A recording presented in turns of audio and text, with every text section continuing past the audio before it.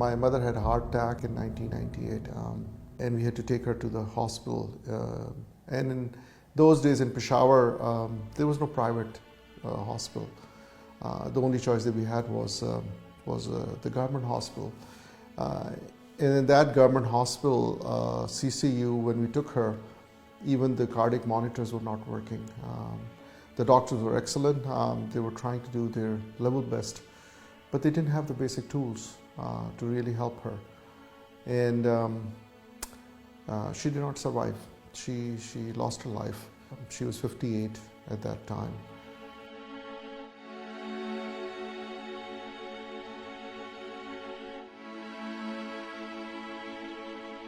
While I was there in the US and then in Canada, I kept thinking, how can we do something for the poor in Pakistan? If with all the resources that we have, we can't do much for our mother, what about the poor when they go to the government hospital? How do they survive? How do they pay for all the expense that they incur? How do we support them? That's how, this thought process led me to start PEI in 2002.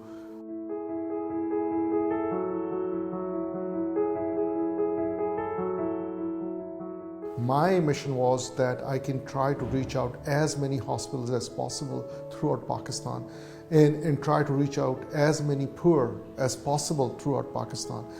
Because if you establish one hospital that is extremely capital intensive and it's limited in that geographic location, but the way we are doing it, we have supported more than 250 hospitals throughout Pakistan.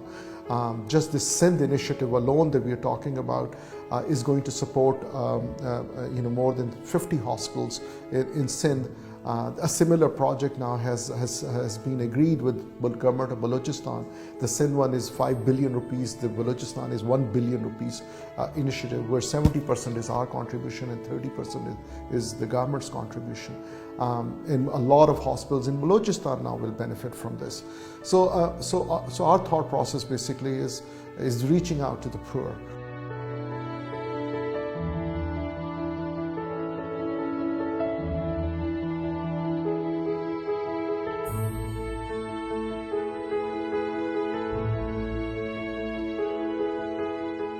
Because I'm from Peshawar, we wanted to help KP more than any other place. And so we kept providing these supplies to various hospitals. We have 2,300 different kinds of medical and surgical supplies. You name it and we have it. We kept expanding our network. So from KP, we went to Fatah, we went to Balochistan, some in northern Punjab as well. All the big crises that Pakistan have faced, we've supported. We've been there as a silent partner. When there was third crisis, we were there. When there were Avaran earthquakes, we were there. When there were 2010 floods, we were there.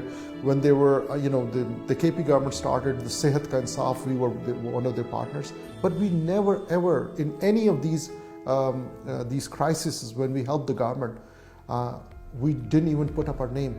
Nobody knows that we actually helped them, or nobody knows that we supported them.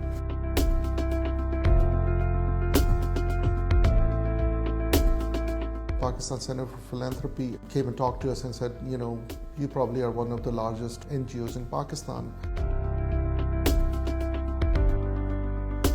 The Sindh program that we have is called Sindh People's Health Program, and it will ultimately benefit around 4.5 to 5 million people. It will basically look at the entire health system as such, starting from the grassroots village level all the way to the teaching hospital level. And a system of better referral or triage will be put in place on a pilot basis in 6 districts of Sindh, which will then be expanded maybe to the rest of the Sindh as well.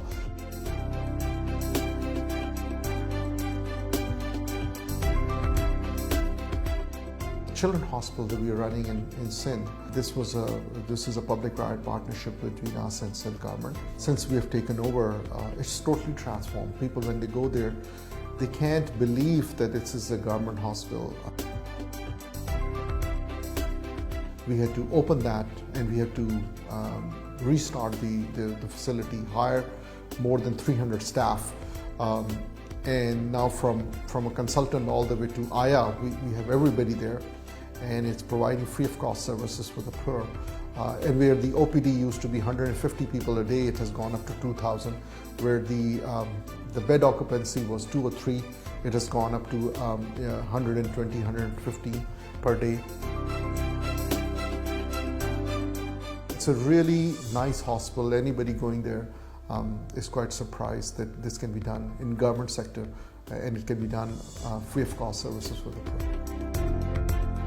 The proud moment for me is that in almost all the DHQ and teaching hospitals of Sindh, we will have a counter in the memory of my mother. We will have, Shamshad Masood Memorial help counters where the poor will get free of cost medical and surgical supplies.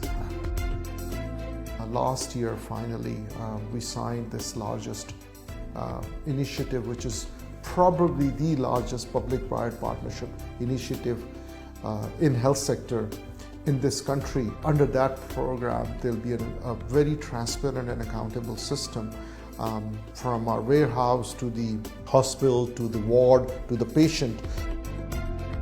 We're not dependent on a donor, not dependent on a project the donor will fund, and we will run that project as long as the donor gives some funding, and once the funding is gone, a project will die.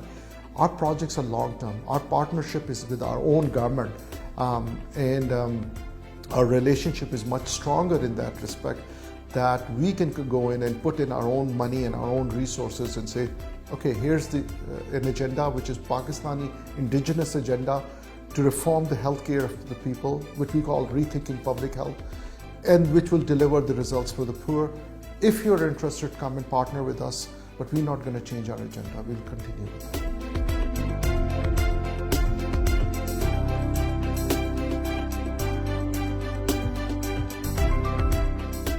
All this effort that we're trying to do is to create a mechanism through which the state ultimately provides this to the poor, and we provide that catalyst, that support to them so that it's ultimately achieved.